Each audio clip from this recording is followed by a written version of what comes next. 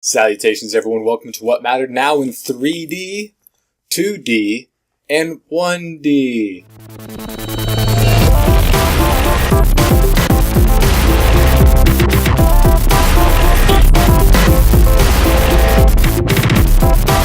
This week we have a lot of superhero news as well as video game news, so let's get right into the superhero stuff, of course, starting with the first official image of the Man of Steel sequel, starring Ben Affleck here as Batman in the Batsuit for the first time, as well as a glimpse of what the Batmobile may look like. There's a leaked image of what the actual rest of the vehicle looks like, sans wheels, right here, that was leaked on some very reputable site that looks like this is a totally legit leak. But a lot of people are looking at the Batsuit, they're looking at the differences. It's obviously very Frank Miller inspired, from the Frank Miller line with the large Batman logo and the shorter ears.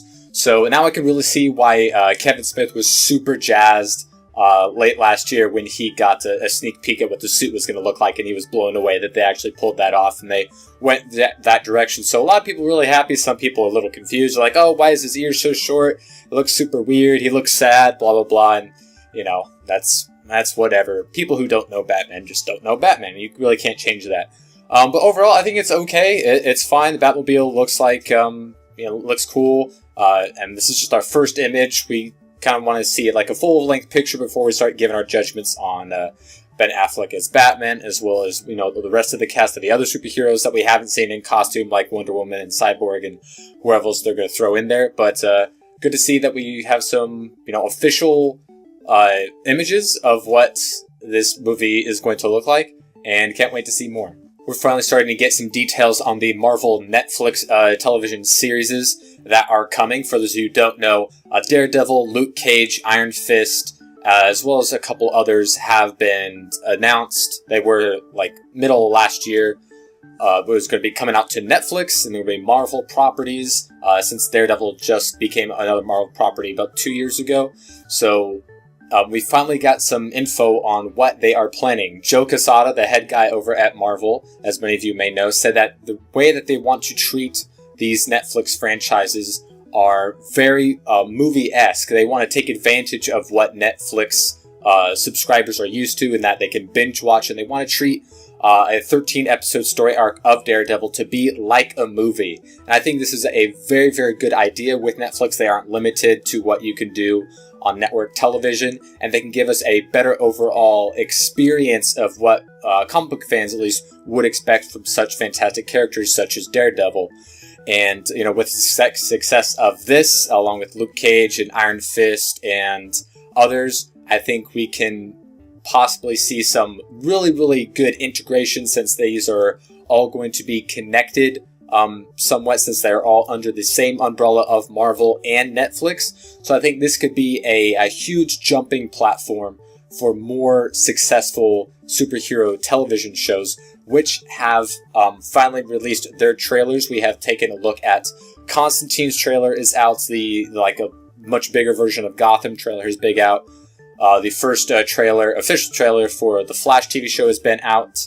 And so we finally get a look at what all these are. We're going to have Peggy Carter, which I think they've ordered an 8-episode story arc, so a little different there. But nonetheless, we've gotten a look at what these new series are going to be like. Gotham, I'm still on the fence about. There's a lot of ways that they could ruin this show if they introduce characters that shouldn't be introduced until Batman is a thing, which they say is not going to happen until, after the series is over. Such as the Joker. You can't have the Joker without the Batman, and you can't have some characters be as powerful or imposing as they are when the Dark Knight dons the cape and cowl earlier than they should be.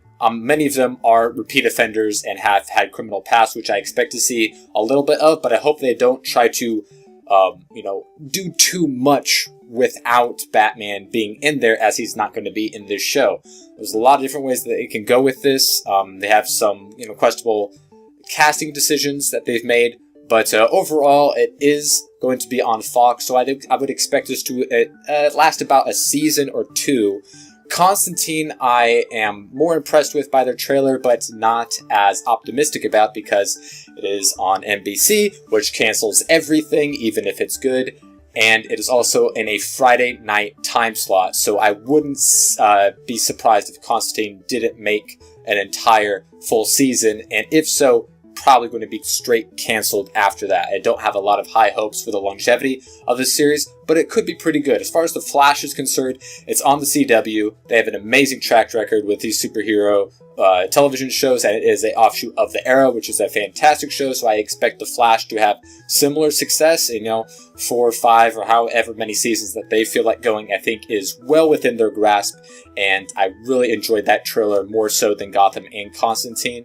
So let me know what you guys think in the comments below about these new shows now that we've gotten to see, get a little taste of what they're going to be like. And, hopefully they're all good and they last. But we all know that's probably not going to happen. In huge Xbox Gold news, they have announced many different things this week. That they are getting rid of the restrictions on Netflix and Hulu and HBO Go that you need to have a gold subscription to view those services, which is very, very understandable. And we kind of saw this coming since PlayStation doesn't charge for those services. You don't need a subscription on any sort of Nintendo service to view those apps, as well as, like Chromecasts and Voodoos and all the other set-top boxes don't have a subscription model base for using those apps. So this wasn't surprising at all. They're also offering refunds if you bought gold solely for those purposes. But let's be honest, anyone who has an Xbox and is,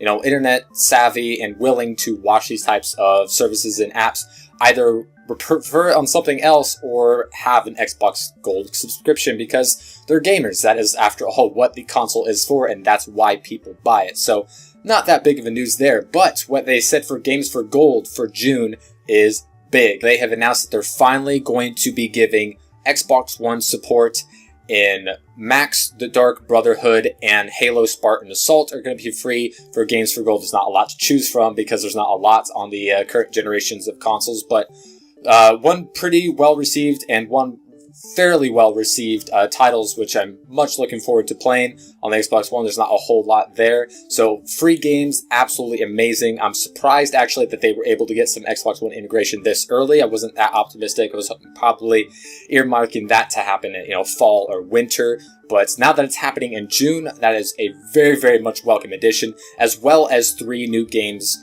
for free on the 360. So that's 5 games in total. So with giving current gen support and having 5 free games, it very much rivals what PlayStation Plus has been churning out for over a year now with their PlayStation 4 support, as well as like 5 or 6 free games a year or a month.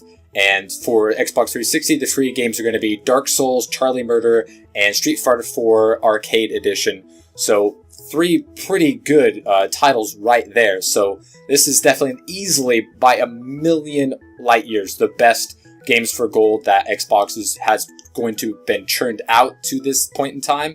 And hopefully this isn't just a flash in the pan. They said that this is the 1-year anniversary of Games for Gold. So for that, the 360 got an extra free game. So I wouldn't be holding my breath that 360s are still going to be getting 3 free games for, July and August and yada, yada, yada. But I think they should, and definitely they need to keep the Xbox One support to at least be somewhat competitive to what PlayStation Plus has been churning out for a long time now, and which Microsoft has been lagging behind for so long. They finally have reached that plateau. They've reached that level that PlayStation Plus has. Let's just see if they can keep it up. Tom Clancy's The Division has been postponed to a 2015 release. This is the second time that The Division has set a release setback. They said that they want to, the same old shtick. They want to make sure they get everything right and polished. They don't want to rush things out. They're really taking their time and want to give you the best experience possible, which hopefully that they deliver on, and there aren't going to be any more delays after this, because this looks like a fantastic title. All the presentations that they've given so far have been really, really good from a graphic standpoint, from a gameplay standpoint, from a multiplayer standpoint. It looks like it could be a fantastic game. So let's hope that this extra time is absolutely necessary and gives us the best possible game we could ever ask for from a Tom Clancy franchise.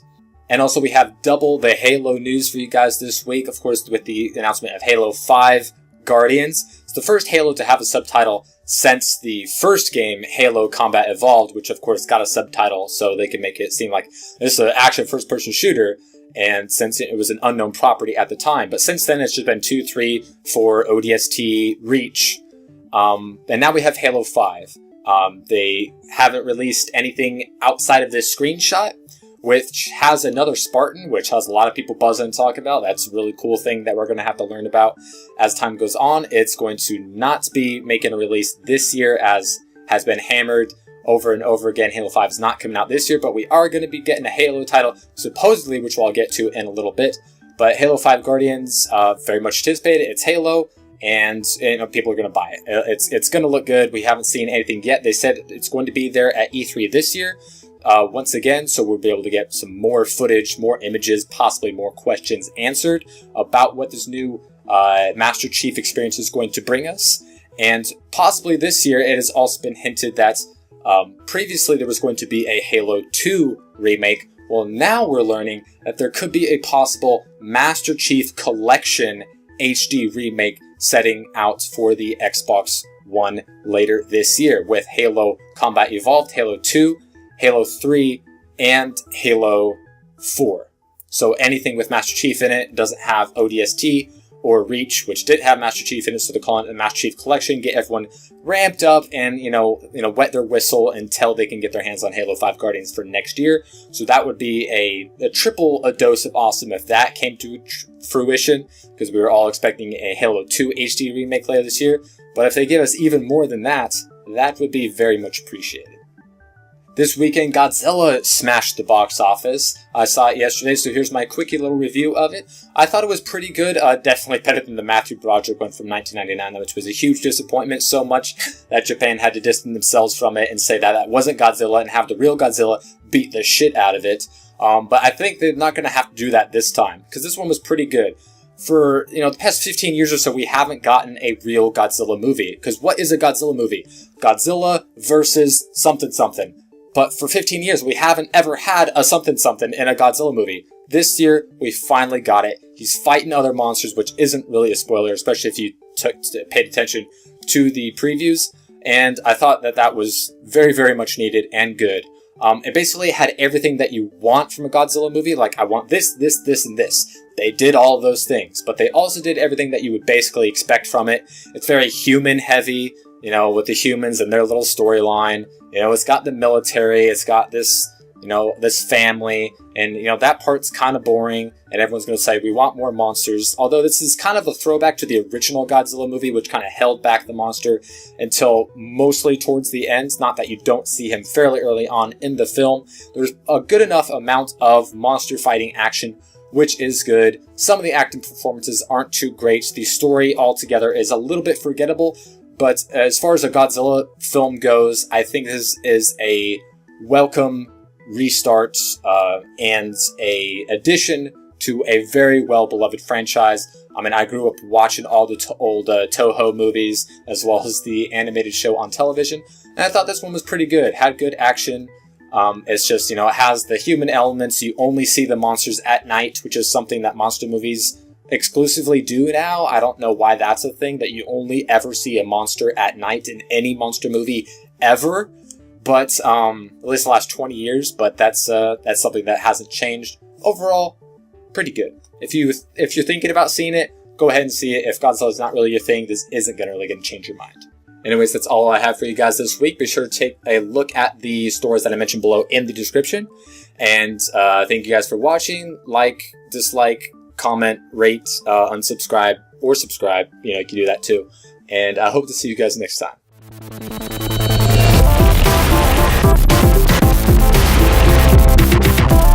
94 was the last one that Tojo came up with.